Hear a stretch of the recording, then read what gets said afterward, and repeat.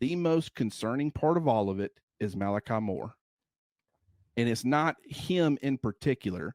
It is the fact that you had a captain on the football team have such little respect for the defensive coordinator. First of all, he does the cheap shot, which it was a cheap shot after the play on the Vandy quarterback when he had gotten the first down. He shoved his head in the ground. I mean, we've seen guys do that. Guys lose their tempers, that it's, but the problem is that you normally don't see, little problems like that. Mhm. Little explosions last for as long as minutes. With Malachi Moore, he stayed in that zone. He's kicking footballs. He's walking over. He's going crazy. He's throwing his mouthpiece.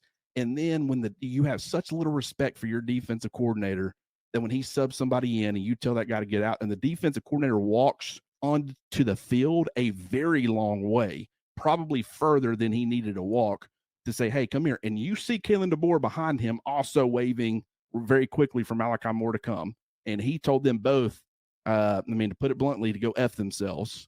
And you saw Kane Womack have to turn around and go back to the sidelines with his tail tucked between his legs. That is such a red flag when this isn't a fourth string outside linebacker doing stuff on special teams like Brown. This is a captain of your football team. And I love Malachi. I love the passion, but this was way too much and it lasted way too long. This is why I think Kalen DeBoer's got to send a message. I'm not saying that message is a suspension. I don't know what that message is, but it is. If you're other players on that team and you see your captain, one of your captains that stuck around that has everybody's respect in that room, behave that way Right. and go completely unpunished, I don't think that sends the right message to a very young football team. You know what I'm saying? So Yeah. I don't know what the answer is. I couldn't give. Nick Saban handled things how he wanted to handle them, but he always handled them, whether it was, making guys do certain things as far as sprints or, doing some community service behind the scenes or whatever it was. He had a plan of action and he executed it.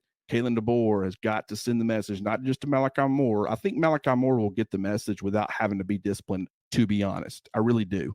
I don't know that all the young guys that are still trying to figure out how it needs to be done are going to get the message if Malachi Moore goes completely unpunished. And so that's why I think something probably needs to happen. But I don't necessarily think that it needs to be a suspension.